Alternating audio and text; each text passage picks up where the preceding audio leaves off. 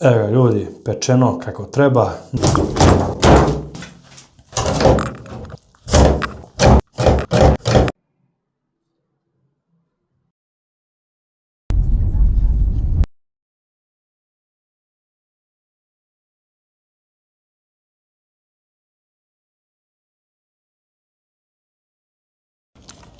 Sad ćemo ga lepo naražnjimo.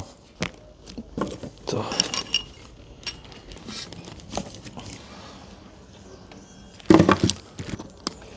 Tegnemo kičmu i nema kutica. Ovdje lepo butove zategnemo. Ću staviti lepo vizat kanapom. Vežem noge.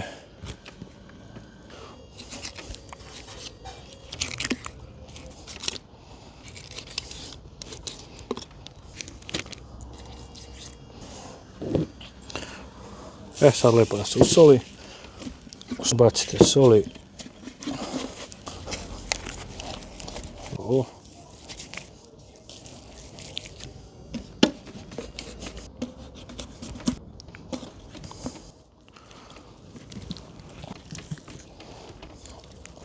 Prečnjak je lepo da stavimo, da zatvorimo, da se ono unutra lepo natapa.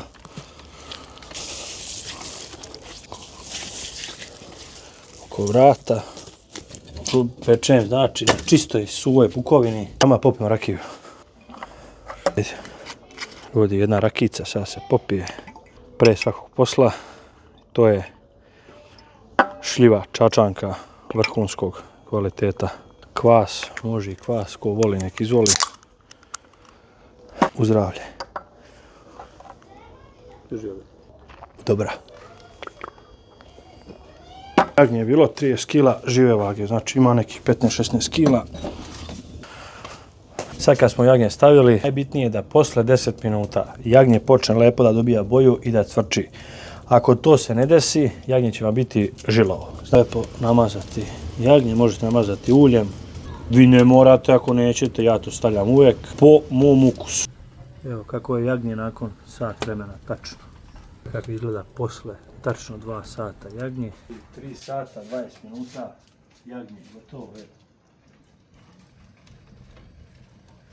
Jagnje je gotovo, stavit ću malo da to pljusimo. Sad još jedno 15 minuta, navučemo žar vamo.